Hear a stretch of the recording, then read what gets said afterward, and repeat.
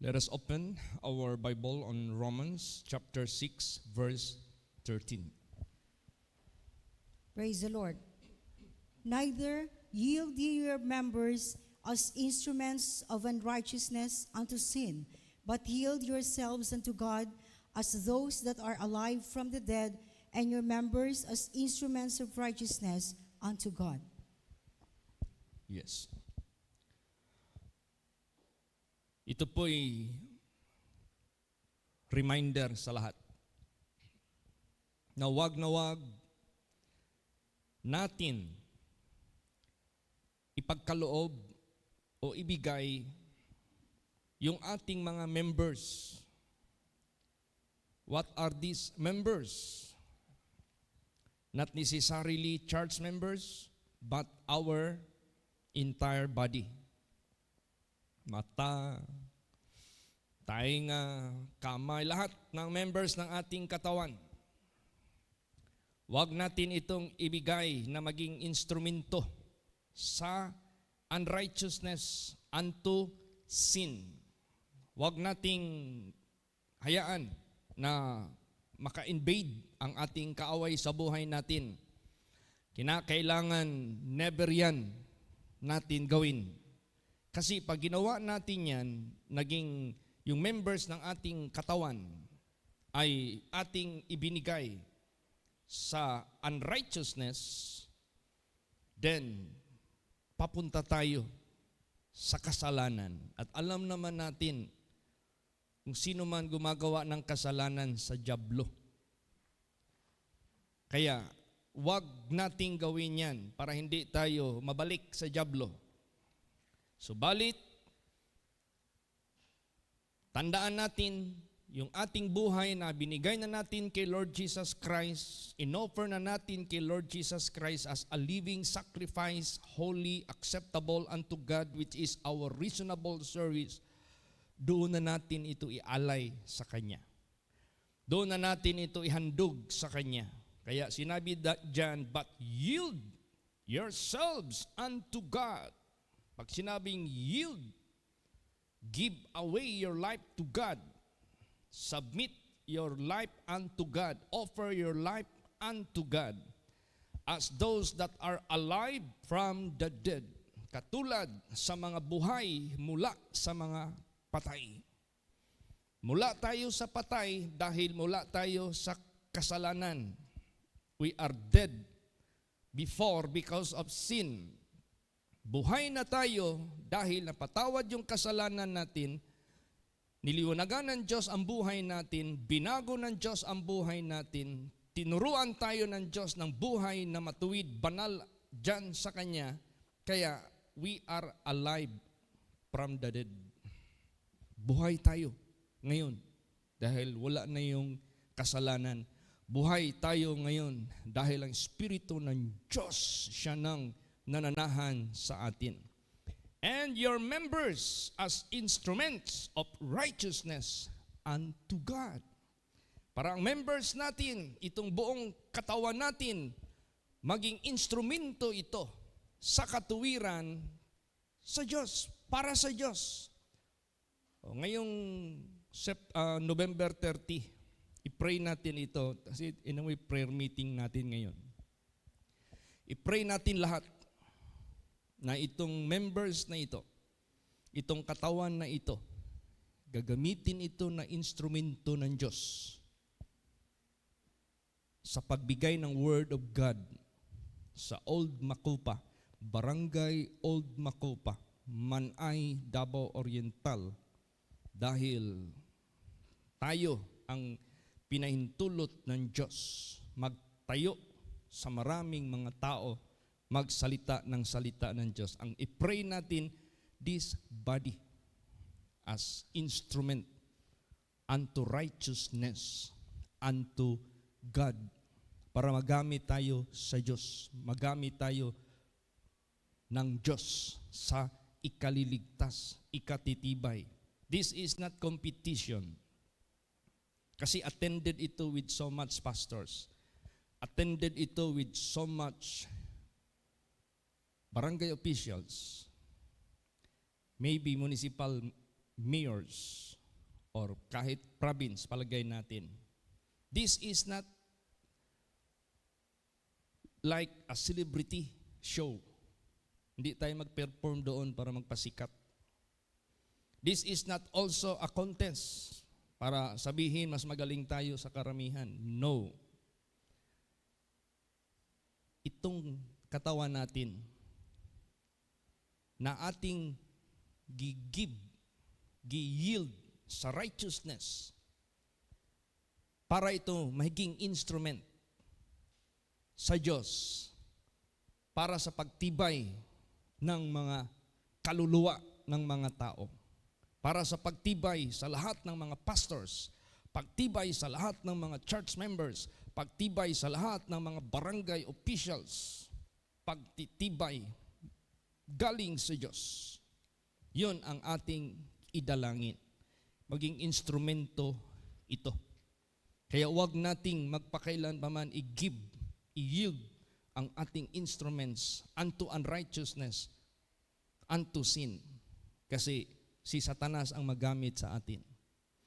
Ang diablo ang magamit sa atin to deceive others. Ang diablo ang mag-angkin sa atin. Whosoever committed sin is of the devil. Alam na natin lahat yan. Kaya masarap diyan natin i-yield ang ating members, ang ating katawan sa righteousness para maging instrument ito sa righteousness papunta sa Diyos. Ngayon, sa buhay natin, anong gawin natin? Kasi nung una, nabiktima tayo ng unrighteousness, nabiktima tayo ng disobedience. Paano tayo makakaganti? Paano tayo makakapaghiganti, yung makapag-take revenge? Basahin natin. 2 Corinthians 10 verse 6. Praise the Lord. And having in a readiness to revenge all disobedience when your obedience is fulfilled. You know what is revenge? That is an act of avenging. Yun yung kilos at gawa ng paghihiganti. Bakit tayo galit sa disobedience? Kasi pinapatay ang ating kaluluwa. Bakit tayo galit sa disobedience? Pinapahiwalay ang ating buhay sa Diyos. Bakit tayo galit sa disobedience? Tingnan natin si Adam at Eva na ating mga magulang na na-displace kahit paman sa pag-avail ng everlasting life. Kaya galit tayo sa disobedience. Paano tayo makakahiganti sa disobedience na yan? Makatake revenge sa disobedience na yan. Sinabi dito, having in a readiness to revenge all disobedience. Lahat ng disobedience sa buhay mo. Take revenge against them because or else they will execute you. Or else they will kill you. Or else they will be the one to take revenge against you. Dapat tayo ang maghiganti sa disobedience na yan. Hindi sila yung papatay sa atin, kundi tayo ang papatay sa kanila. Kaya sinabi diyan, having in a readiness to revenge all disobedience. This is not other person. This is not second party. But this is ourselves. Our disobedience. Praise the Lord. Kailangan mag-take revenge tayo. Lahat ng ating disobedience laban sa kanila. Kailan mangyari yan? When your obedience is fulfilled.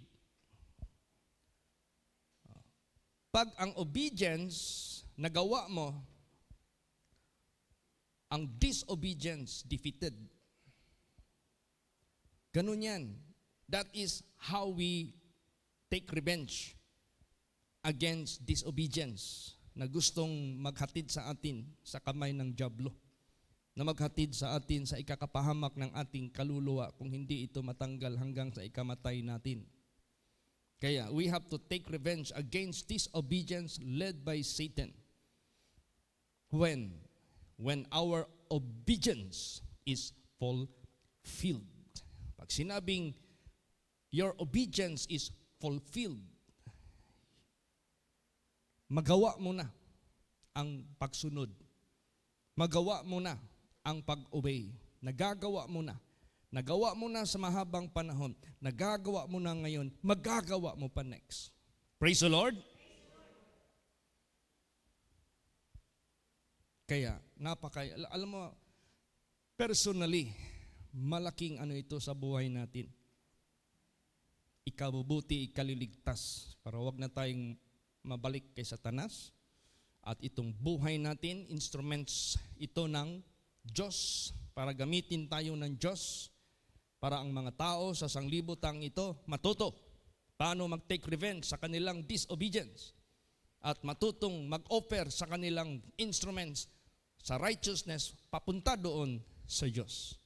Yan ang dapat ma-establish sa ating ministry na binigay ni Lord Jesus Christ. Dahil yan din ang ginawa ni Lord Jesus Christ na ministry dito sa mundo. Praise the Lord. Tingnan mo, by the obedience of one man, that is Jesus Christ, many become righteous. O kaya obedience, ang pagsunod, napaka-importante. That is an opposite of disobedience. Kaya kailangan maging obedient tayo lahat sa salita ng Diyos. Praise the Lord. Hindi sa tao, hindi sa pastor, hindi sa elders, hindi sa kanino paman. Sa salita ng Diyos, kasi yan ay Diyos, yan ay si Jesus Christ. Sa Kanya tayo maging obedient. Yan ang kailangan po nating lahat. So i-pray natin itong November 30. At itong mid-year conference namin, i-pray natin ito. Hindi kami maggastos ng pera, mamasahe, maggastos ng pera ang kongregasyon ng Iloilo for nothing. No, it should not. Kung itong mid-year conference na ito na aming gagawin, this must be beneficial for all. Kami na mga servants of God, kailangan mapagtibay kami lahat. Kailangan kami mga servants of God, obedient kami lahat. Kailangan kami lahat ng mga servants of God, fruitful kami sa gawain ni Jesus Christ. Lahat mga members din. Yan po ang pinaka-objective natin. Malapit na rin ang spiritual youth camp. Anong purpose ng spiritual youth camp? Para hindi mawala yung mga young people sa kaligtasan. Para hindi mawala ang mga young people sa objective ng Diyos. Para magamit tayong lahat as instruments unto righteousness, unto God. Yan ang pinakadireksyon ng ating activities. Praise the Lord. Bakit? Meron tayong warfare. Meron tayong gira. Meron tayong kalaban. Meron tayong pakikipagpunyagi. Meron tayong pakikibaka. At basahin natin yan. Anong klase ito? Kailangan handa tayo nito. Basa. 2 Corinthians 10:4 and 5. Praise the Lord. For the weapons of our warfare are not carnal, but mighty through God to the pulling down of the strongholds, casting down imaginations and every high thing that exalteth itself against the knowledge of God, and bringing into captivity every thought to the obedience of Christ. Yan. Tingnan mo, anong klaseng weapons meron tayo? Our weapons are not carnal. We are not promoting na maging sikat tayo sa mundong ito para purihin ng mga tao. We are not promoting para magrami ang mga members natin, para sabihin natin we can compete others. These are none of our objective, of our purpose. Because our weapons are not carnal. Not for fame, neither for riches of carnal things, not for praise of men, not for appreciation of men. These are all carnal, earthly, sensual, devilish. Ang atin nito, spiritual. It must be, we will be well pleased doon sa Diyos. Yan ang pinaka-importante na ating objective. The weapons of our warfare are not carnal, but mighty through God to the pulling down of strongholds. Hindi natin kaya ito. We are not able to pull down these strongholds. Strongholds of Satan, who deceived the whole world. The stronghold of Satan na nagpapakalat ng kanyang kasinungalingan, deception, lahat ng mga bagay-bagay pa sa sanglibutang ito. Hindi natin kaya ito. But we can pull down these strongholds through God, by God, through Jesus Christ. Praise the Lord. Casting down imaginations and every high thing that exalted itself against the knowledge of God. Napakarami na nangyayari ngayon sa mundong ito. Ang mga tao, sobra na ang kanilang mga imaginations, sobra na ang kanilang pagmamataas against the knowledge of God. Instead, submission to the knowledge of God, they are going against the knowledge of God. They are exalting themselves against the knowledge of God. And these are the deceived. Ito yung mga na-deceive ni Satanas. Ito yung na-deceive ng Diablo. So ito na yung mga strongholds ni Satanas. Kasi bakit? Bakit maging strongholds ni Satanas ang mga na-deceive niya? Because they will deceive more. Because they will deceive others. The deceived will deceive more. So maging stronghold yan ng Diablo. Ito yung ating sisirain by not carnal weapons, but mighty through God. Praise the Lord. Yan. At anong objective natin sa kanila? Why we have to destroy these strongholds na nag-deceive sa mga tao sa sanglibutang ito? Generation to generation, generation to generation. Ano ang ating replacement para sa kanila? After being destroyed, the stronghold of Satan sa kanilang isip, sa kanilang puso, ano ang replacement na dapat nating ilagay sa kanila? Ito, and bringing into captivity every thought to the obedience of Christ. Para dalhin sila bilang parang binihag sa kanilang kaisipan doon sa pagsunod kay Kristo Jesus. Now, hindi man natin yan ma-execute if we are not obedient to Christ. You cannot take revenge. You cannot fulfill your revenge. You know what revenge? That is out of wrath, out of anger. And revenge that kills, that destroys. So, hindi carnal ang ating kaaway dito. But the stronghold of Satan na nag-deceive sa maraming kaluluwa, sa mga tao sa sanglibutang ito. Our objective is to destroy the stronghold of Satan through God. Then, let us bring the people into the captivity of their thoughts unto the obedience to Christ. O, tayo ang dapat manguna. Dapat tayo ang maging example. Dapat tayo maging testimony nito. Praise the Lord.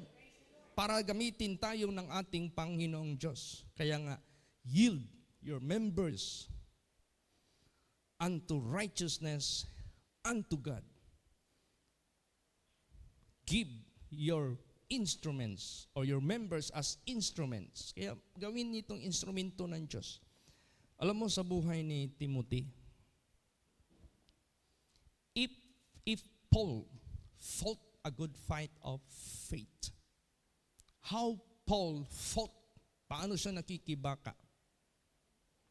Just yung gospel ni Jesus Christ ma-preach.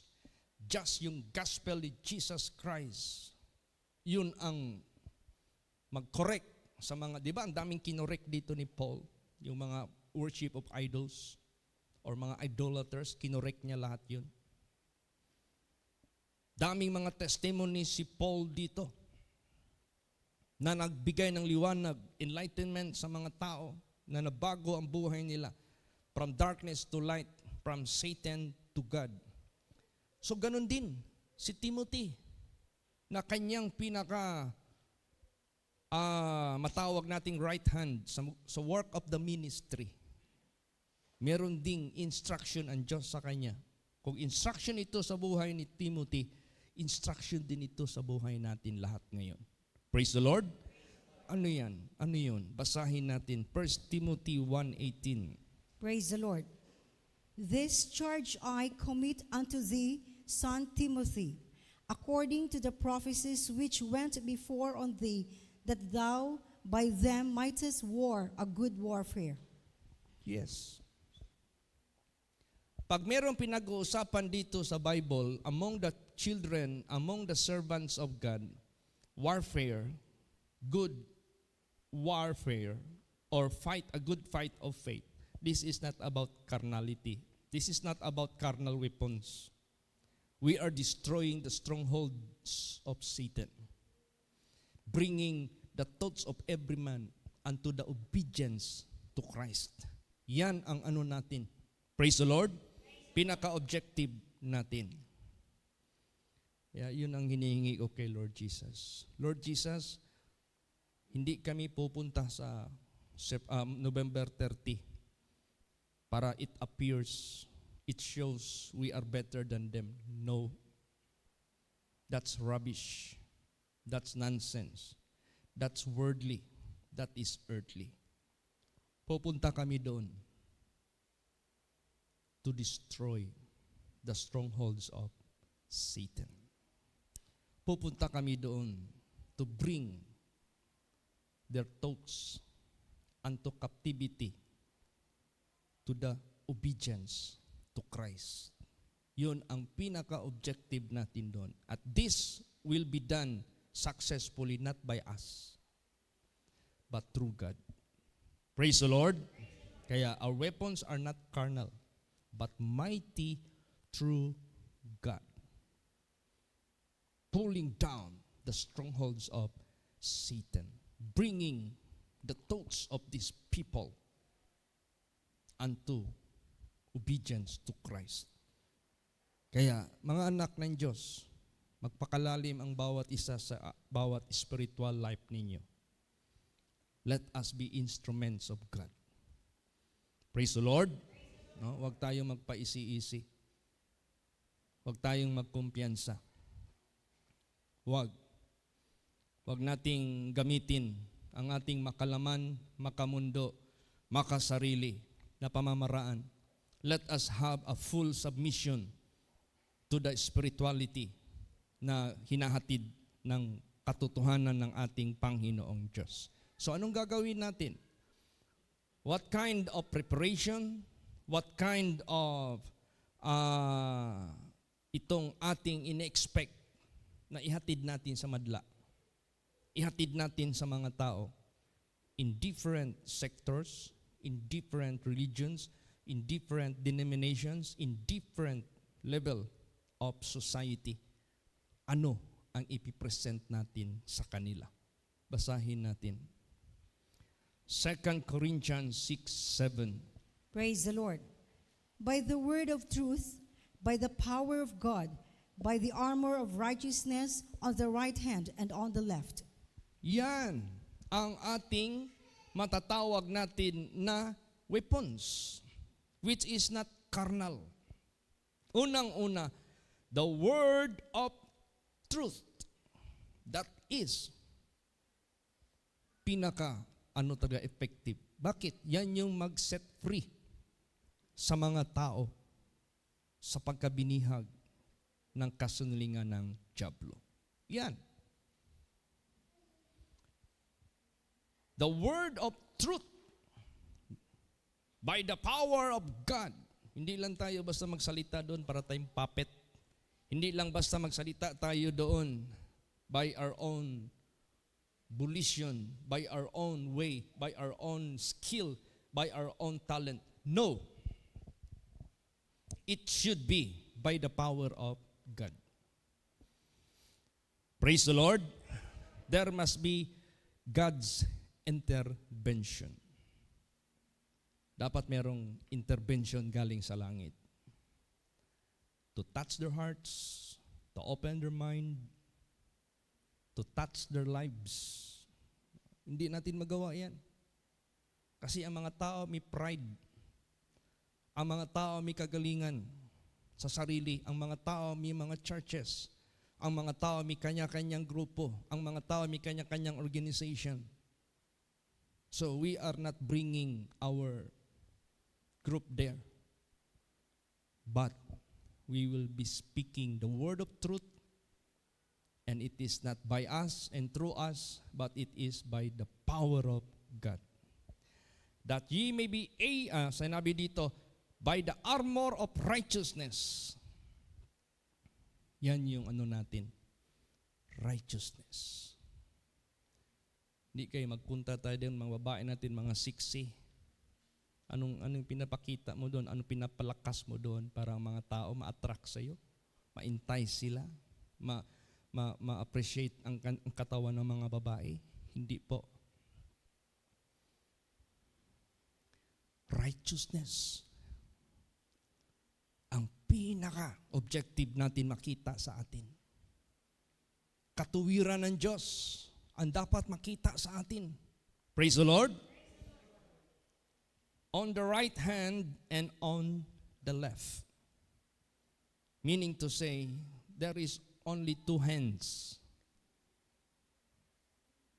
Left and right. Righteousness. Both hands. Hindi kay isang kamay mo righteousness, but the other hand is unrighteous. Hindi kay yung isang kamay mo doing good, ang kabila naman doing evil. No, it must be left and right. Praise the Lord. It must be front and back. Kahit anong angle tayo titingnan nila, yung righteousness, yung pinaka-armor natin. What is armor? Armored car. They are bulletproof. Armor vest. That is to protect your body from the attacks of your enemy. Ano ang armor natin? To protect this body from destruction, from the destruction. Righteousness. Praise the Lord. Yun yung ating dalhin doon. Na magmarcha tayo doon, makita nila yung armor of holiness. Armor of righteousness. Among whom you shine, sabi dyan. Magliwanag tayong lahat. Not necessarily outwardly, but I tell you, by the power of God. Praise the Lord. Yung power talaga ng ating Panginoong Diyos, which you cannot prevent, which you cannot, di mo malalis ba? Kaya sa buhay natin, tayo mga anak ng Diyos, lagi tayong handa. Lagi tayong isuot natin yung armor na yan. Basahin natin. Ephesians 6:13 hanggang 18. Praise the Lord. Wherefore, take unto you the whole armor of God, that ye may be able to withstand in the evil day, and having done all to stand. Stand therefore, having your loins girt about with truth, and having on the breastplate of righteousness, and your feet shod with the preparation of the gospel of peace. Above all, taking the shield of faith, wherewith ye shall be able to quench all the fiery darts of the wicked, and take the helmet of salvation and the sword of the Spirit, which is the word of God, praying always with all prayer and supplication in the Spirit, and watching thereunto with all perseverance and supplication for all saints. Anong purpose isuot natin ang whole armor of God? So that you may be able, I might be able, we might be able to withstand in the evil day. Anong withstand?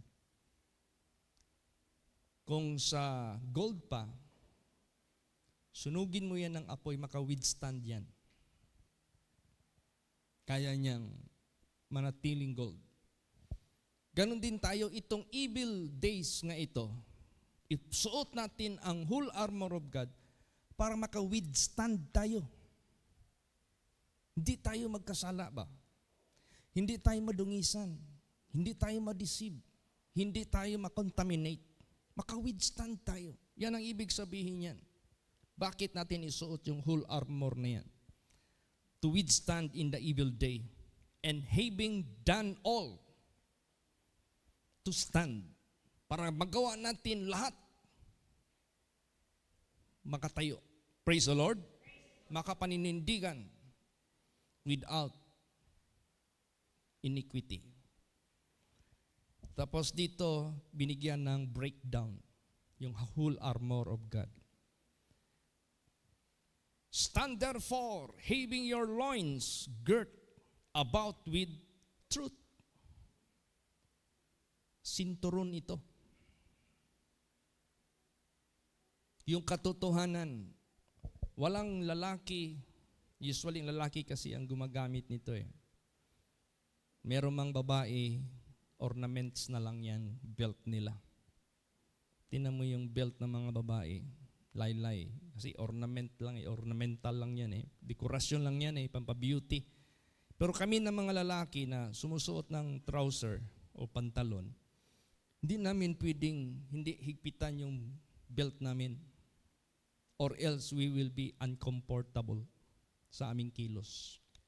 Kaya yung katotohanan natin na galing sa Diyos, from the Word of God, higpitan natin ito. Praise the Lord.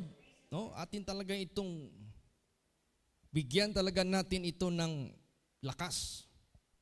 Ito na yung ating doctrine. Ito na yung ating standard. Ito na yung ating buhay. Yung truth na yan.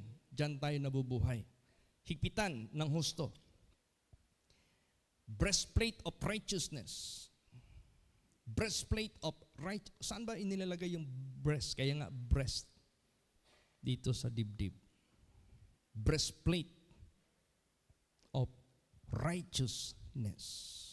Alam mo, pag nandyan yung breastplate of righteousness, hindi yan matatago. Yung breastplate of righteousness, hindi yan matatago. Makikita yan sa buhay mo. Praise the Lord. At kung sakali man atakihin ka ng dyablo, ng unrighteousness na yan, yung righteousness na breastplate na yan, yun yung magsasangga na hindi ka matablan.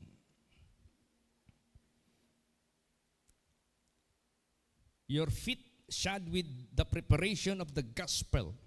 See? Yung paa natin, saan man tayo pupunta, para tayong mga sundalo ng Israel. Alam yung mga sundalo ng Israel? Magtatrabaho yan sila, nakatakin na pirmi og ilang armas. Pag alarm na meron call sa kanila for duty for that war, wala na. dala nila yung armas nila. Tayo naman yung ating paa. Prepared tayo lagi, ready tayo lagi for the gospel. To share,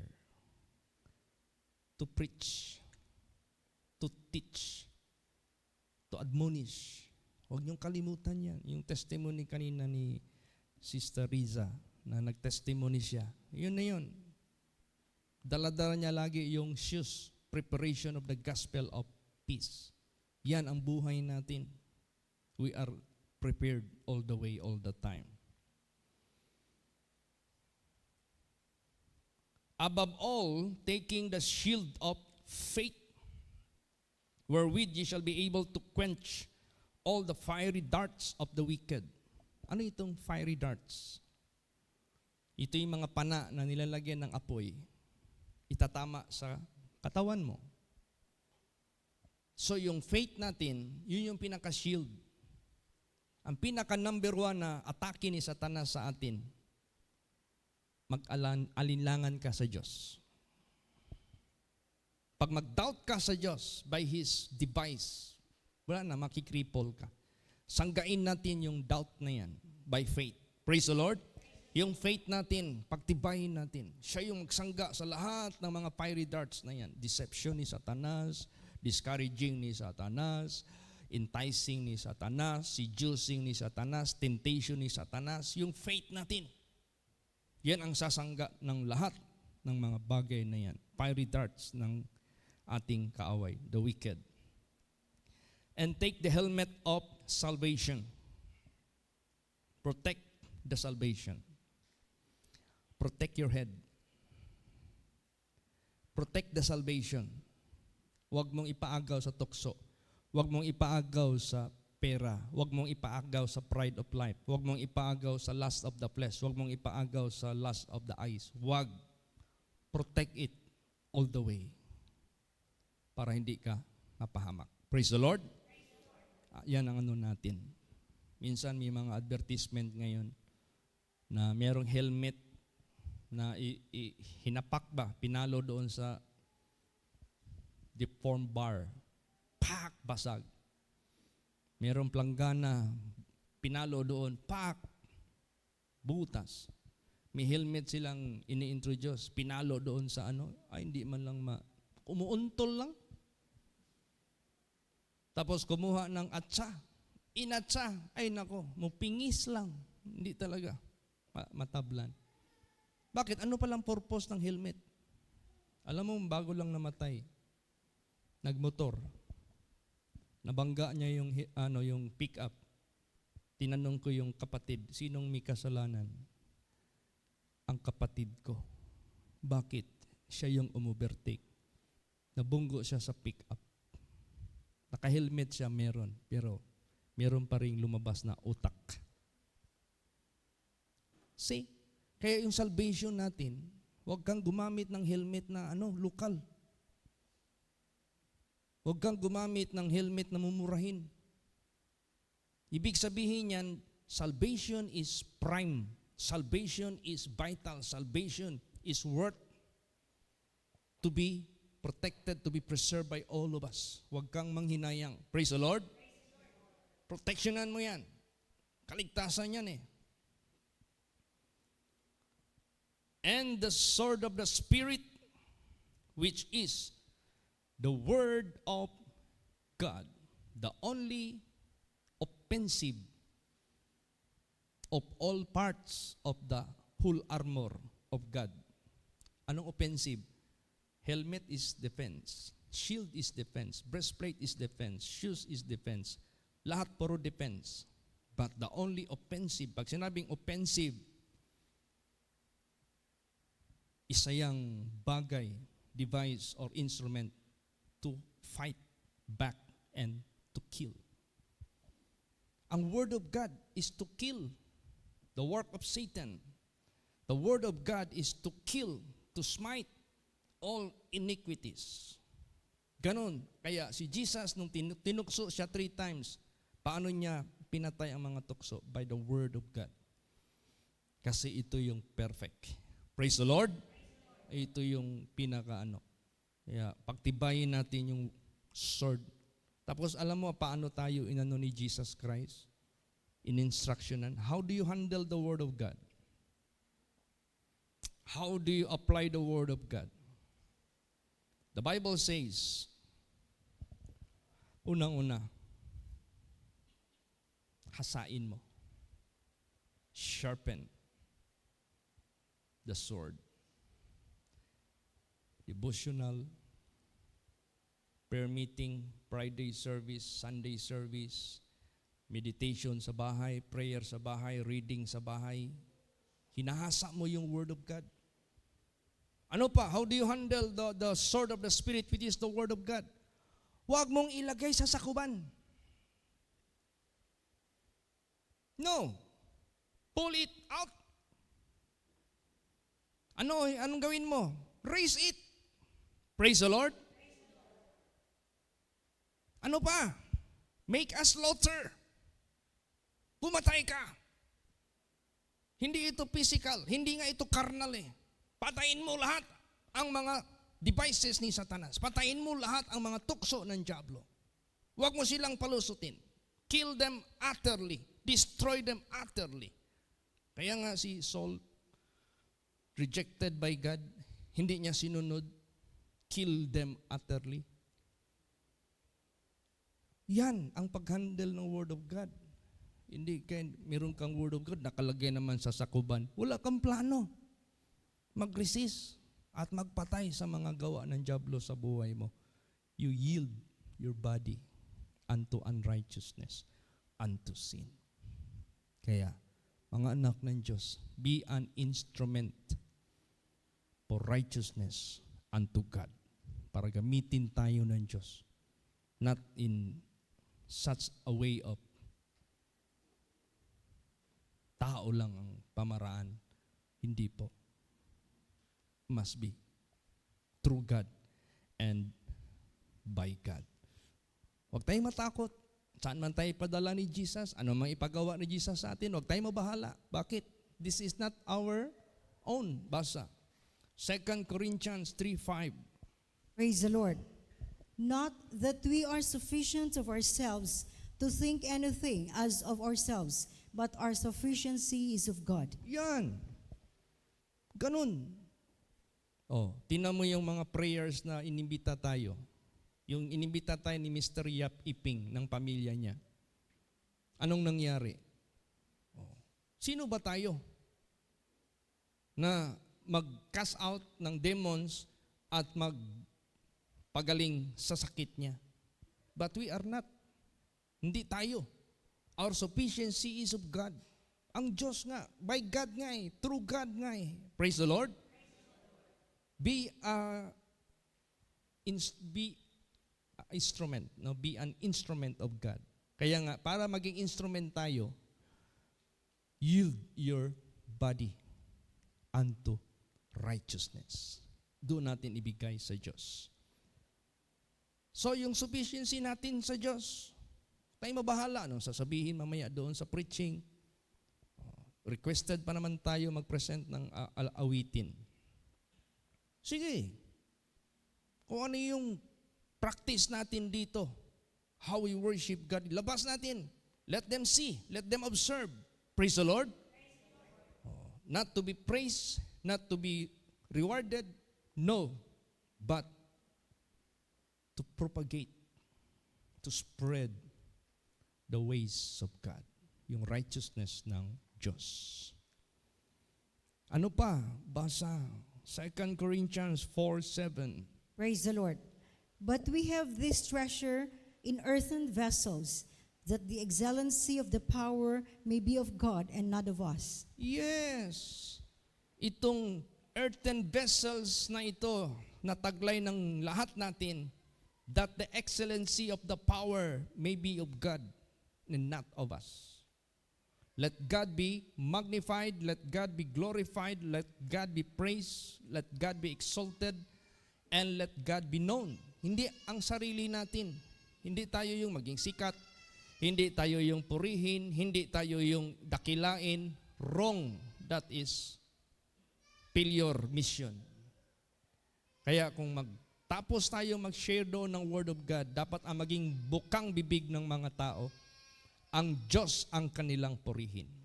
Ang Diyos ang kanilang dakilain. Ang Diyos ang pakitaan nila ng takot.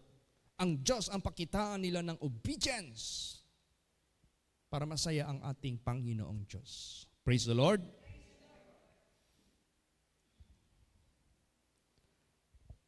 Basa pa. 1 Corinthians 2:5. Praise the Lord. That your faith should not stand in the wisdom of men, but in the power of God. Yan. Tandaan natin yan. Yung ating pananampalataya, wag mag-rely sa wisdom of men.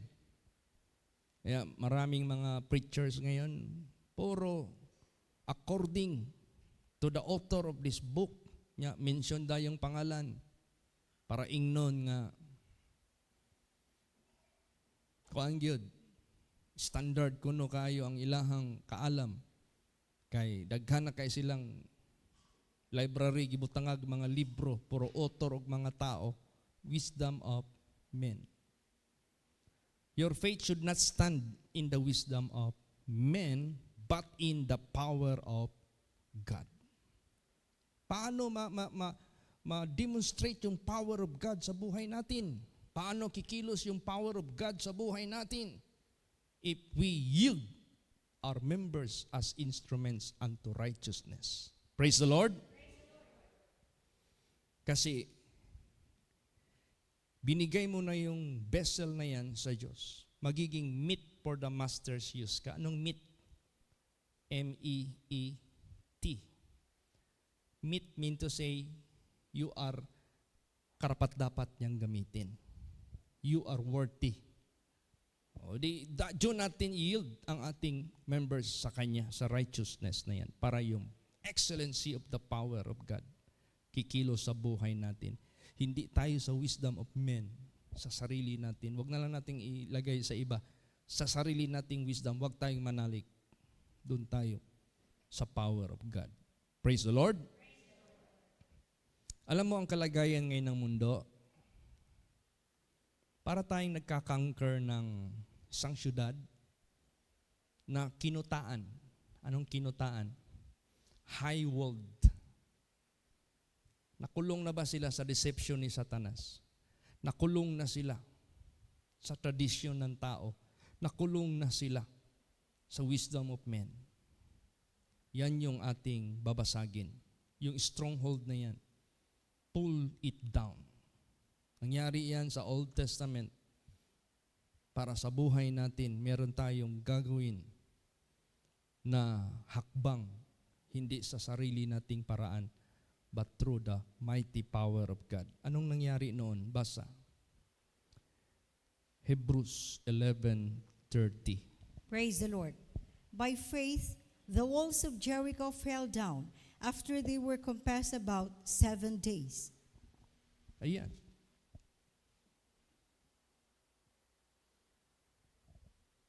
By faith,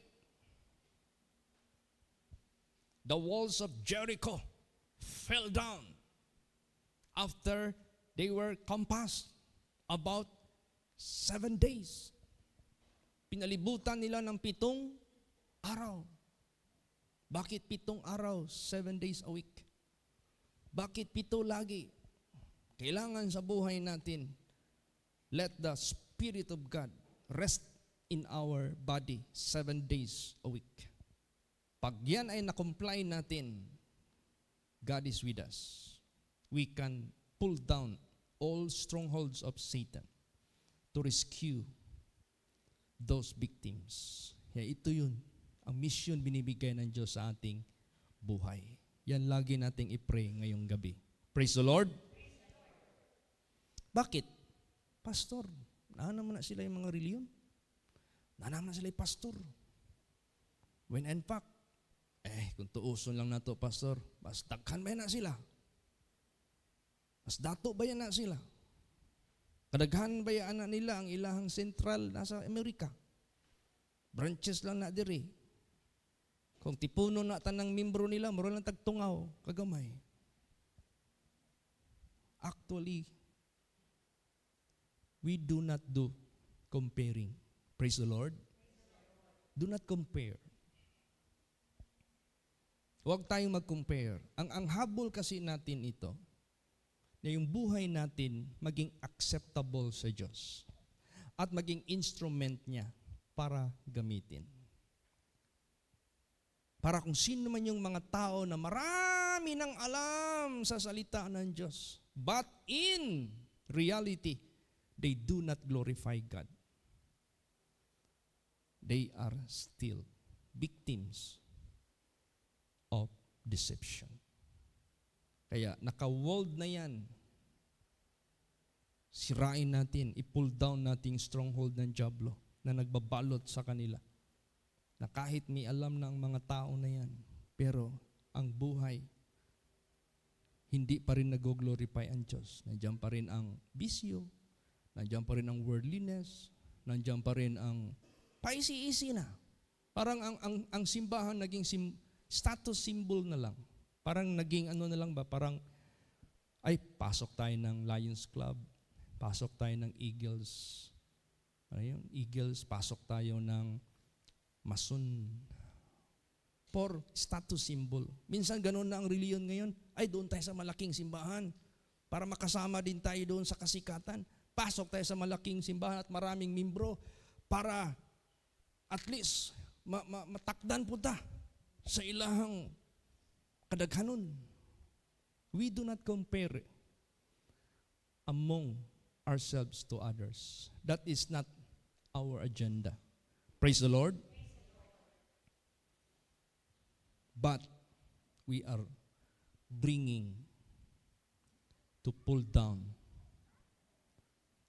the so-called yung kuta ng kaaway ng Diyos. Kasi marami ng mga tao ngayon, ganito ang status, basa. At huwag mangyari sa atin ito. Sige. Romans 1:21. Praise the Lord. Because that when they knew God, they glorified Him not as God, neither were thankful, but became vain in their imaginations, and their foolish heart was darkened. Yan. Dahil hindi nila, nung nakilala nila ang Diyos, ibig sabihin nakilala na nila ang Diyos, may Bible. Nakilala na nila ang Diyos, mayroong scripture. Ang problema, they glorified Him not as God. Hindi ang Diyos ang nag-glorify sa grupo na yan. Maybe the leader, maybe the name of the organization. Kaya, palaki ng palaki, parami ng parami. Pero not in line with the righteousness of God. Naging in line sila sa common worldly people. Pag magpasok sa simbahan at ihalo mo sila doon sa mga worldly people, walang kaibahan. The way they sing, awit din ng worldly, awit ng gospel, wala. So, may knowledge, may wisdom, sana, but they do not glorify God. And their heart were darkened. Pag sabihin mo sila ganito ang katotohanan na wala na, hindi na sila mag-ano. Kayo lang, bahala kayo, meron din kami. Hindi na, darkened na. Kaya kung hindi ang power ng Diyos ang kikilos, hindi ma-break down, hindi ma-pull down yung Jericho na yan. But, we will be going anywhere of the world, saan man tayo padala ng Diyos, to pull down yung kuta ng kaaway ng Diyos.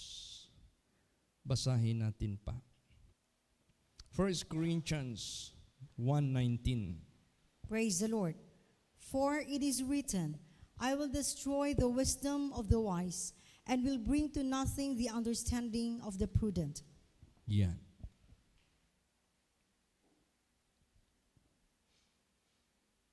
I will destroy the wisdom of the wise, and will bring to nothing the understanding of the prudent.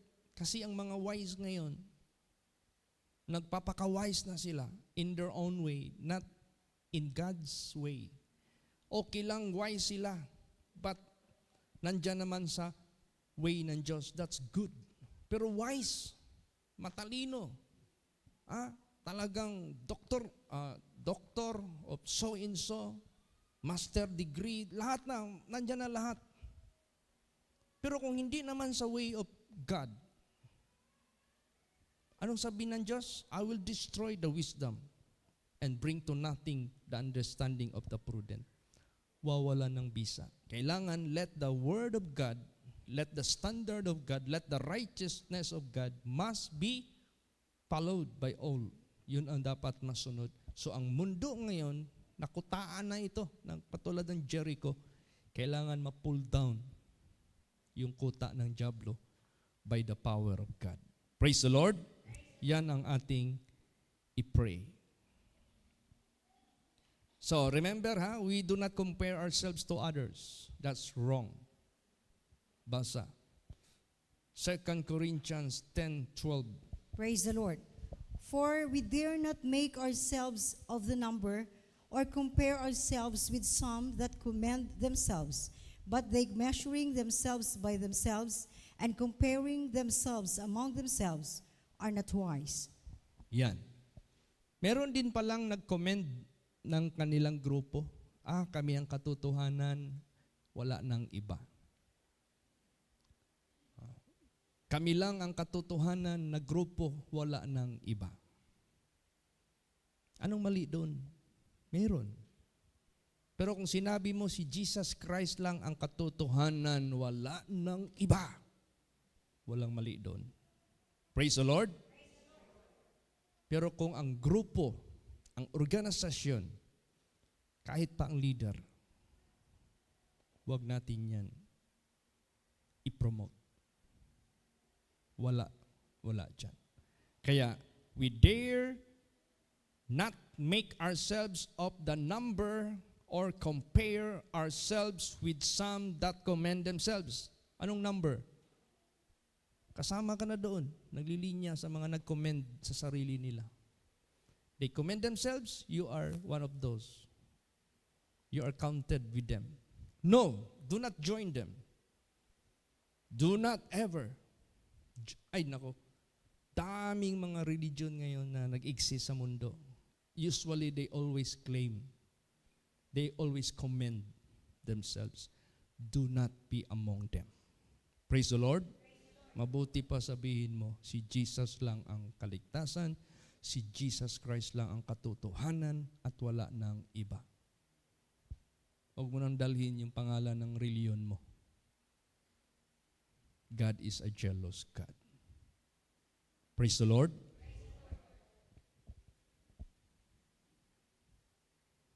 Don't be numbered na kasama ka na doon. Or compare ourselves with some that commend themselves. Huwag mo i-compare. That they measuring themselves by themselves. Nag-measuring sila. Mas marami kami, mas mayaman kami, mas magaling kami. Nag-measure na sila. Kino-compare na nilang iba. Pag makakita ko ng mga debate dyan sa FB. This is not what God asked us to do. Na magpapagaling ka, tapos para baliin mo yung iba. Just preach the word of God with truthfulness, with all sincerity. Be example of righteousness of God. Be obedient to the word of God which you preach. Bahala na makita nila ang Diyos sa buhay mo. That's enough. Praise the Lord. What is the most important? Let God reveal sa buhay natin.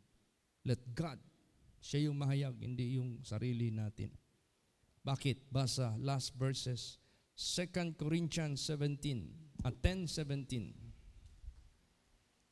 and 18. Praise the Lord. But he that glorieth, let him glory in the Lord. For he that commendeth himself is approved, but whom the Lord commendeth. Yan.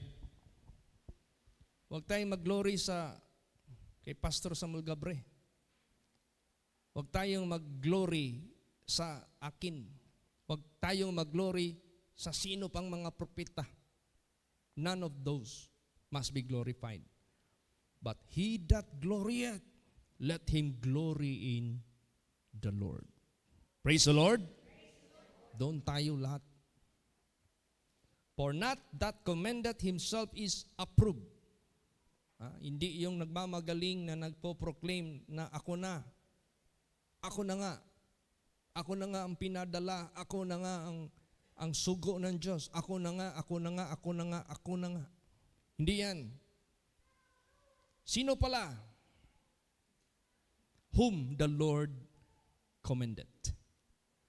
Praise the Lord. Sige, subukan mo mag-execute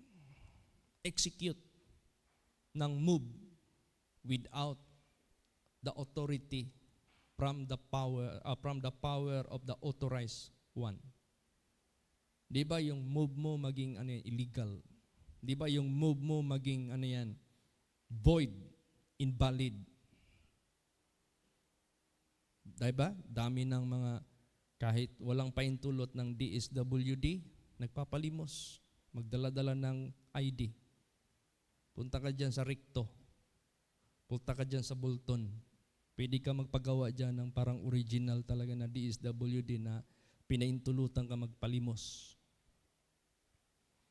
Kaya ang pinaka-importante, whom the Lord commended. Praise the Lord. Yung galing sa Diyos.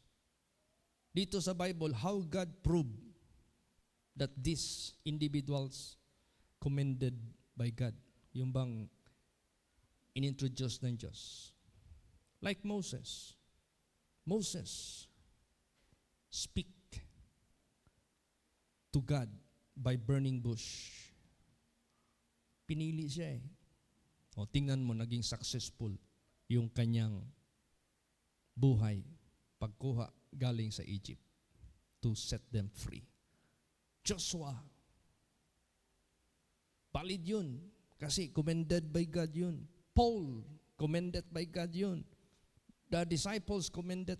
Ganon, the same way ang nang mangyayari sa buhay natin.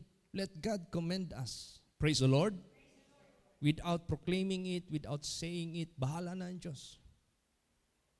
O, di ba naalala nyo yung nagbisita ako doon kay Mr. Habuniro na dinalhan na siya ng maraming mga dapat maggamot sa kanya, kasama na ang pastor, pari, albularyo. Tapos nagtaka yung misis niya, hindi magtanggap. Tapos nung nagbisita tayo doon, ito, sample from God commendation. Tinanggap tayo, tapos nung naprayhan siya, instant, buhay pa yan si Sister Nining Sausa. Ikaw ba yung kasama ko, Sister Nining? Oh, Sister Nining. Instant yan, gumaling yan. Tinanong ko talaga siya. Sir, balita ko ganito. Bakit nag-refuse ka doon sa mga nauna sa akin? Paano? Bastos ang baba. Paano yung mukha nila, yung personality nila, walang kabanal-banal? O bakit ako tinanggap mo? Ginanon ko lang. Bakit nga? Kasi yung pagpasok mo lang sa gate, kita ko yung liwanag. Kaya pala, all the way na nag-service kami, iyak ng iyak yung tao. Because he felt the commendation from heaven. Praise the Lord. Kaya ganun. Hindi tayo magkaproblema. Anong sabihin natin? Paano ma-deliver yung mga tao? Basta i-yield lang natin yung instruments unto righteousness, unto God. Praise the Lord. At sigurado yan. Pagpalain tayo ng Diyos. So, neither yield ye your members as instruments of unrighteousness unto sin, but yield yourselves unto God and as those that are alive from the dead, and your members as instruments of righteousness unto God. Kaya gamitin tayo ng Diyos para sa kapakanan ng lahat ng mga tao sa mundong ito. Praise the Lord. Magsitayo po ang lahat.